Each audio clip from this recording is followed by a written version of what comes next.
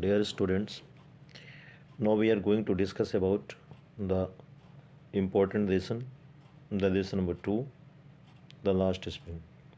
In this important lesson, the narrator Nijum describes about two episodes during her journey. The first one was to Shimapuri, where she witnessed the rag pickers in the Simapuri. And the second one was the Firozabad, where she watched the condition of the bangle makers. Here in Simapuri, people were squatters who came from Bangladesh in 1971 in search of their living, as there were many storms that had blown away their house and fields, and they had nothing there to get food and get something like money. Here in the street of Simapuri, they picked up rags. There were children and there were adults. For children, wrapped it is a wrapped in wonder and like a gold. But for the adults, rag picking is a mean of survival. As far as their condition, they are living in the miserable condition. They had not the houses. They lived in cloth, grass, and tent-made houses. Somehow they had their names in voter list and ration cards enable them to buy grain. It is very hard for them to get food for the day, for himself and for the family. Children were in rag clothes and barefoot. It was the miserable and pathetic condition there. Now we are going to enter the second phase of the chapter, where we will discuss about the condition of the bangle makers in Firozabad. There were the workers who worked in a hazardous condition, without any proper air, without any proper light, and there were in narrow cells. Among them, there were the adults and the children.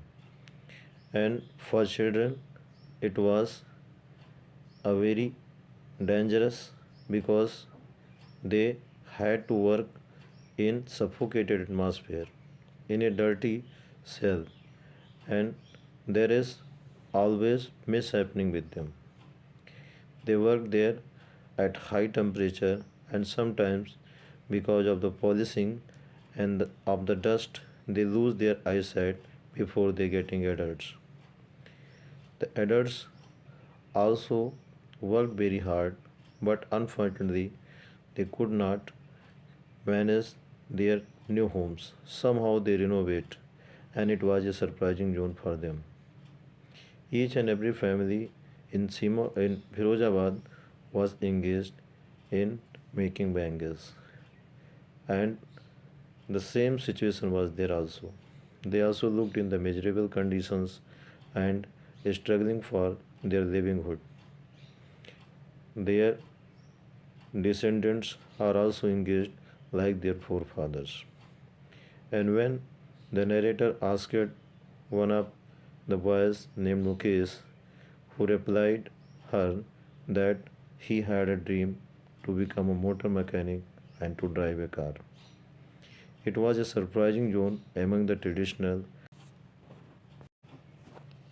It was innovative decision for Mukesh because it was a different one, and it was a very daring and encouraging decision among the traditional society. When the narrator asked the people why they are not going to unite in a cooperative, then they replied there was no leader among them who can hold them in a proper way. They had the fear of being arrested by the police imposing a false case against them. So that's why they are under the effect of a kind of custom, a kind of tradition, where the upper class people, middlemen, police, administrator, and officials trapped them in the vicious circle of the past, in which they are engaged and unable to come out of this. This was the condition. But a miraculous story as far as in glass industry is concerned, as far as in Firozabad is concerned, it was none other but the Mukesh who dreamed of being a motor mechanic and to drive a car. It was a very daring decision and exceptional one, especially among the traditional in the society. And it is the remarkable figure in this chapter, the last spring. Thanks for watching this.